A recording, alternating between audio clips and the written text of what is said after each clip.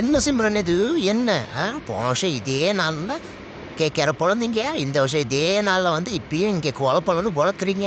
உங்களுக்கு அவனுக்கு என்ன பிரச்சனை சொல்லுங்க.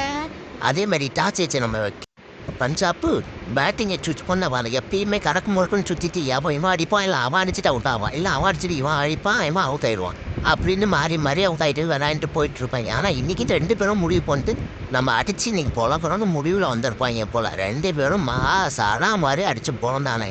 அடுத்து அந்த நடுவில் பின்னாட்ஸு கடன்னு அவுட் ஆகும். 204 சுத்தாங்க. 230 போக வேண்டிய ஸ்கோரை சப்பையாக முடிச்சு கிடச்சிட்டாங்க நம்ம கேட்க. அடுத்து கேட்கியார் பேட்டிங் வர மழையும் வர மேட்ச் முடிய அவ்வளோதான். அப்புறம் என்ன விடிய உட்காந்துருந்து மேட்ச் பார்க்கறதுக்காக எப்பா உங்களுக்கு விடிய உட்காந்துருக்கேன். நம்ம மறக்காமல் சப்ஸ்கிரைப் பண்ணடா. எப்பா இந்த மாதிரி எங்கள் மேட்ச்சுக்கு ஒரு 4 மேட்ச்சுக்கு மழை வந்து சென்னை நாங்கள் ஏதோ பேண்டேஃபில் மேலே போயிருப்போம். நம்ம அழகே கூட எங்களை பிடிக்கலையடா அப்பா. அப்புறம் அக்காவை ஹாப்பியாக பார்த்துக்கங்கடா டேய்.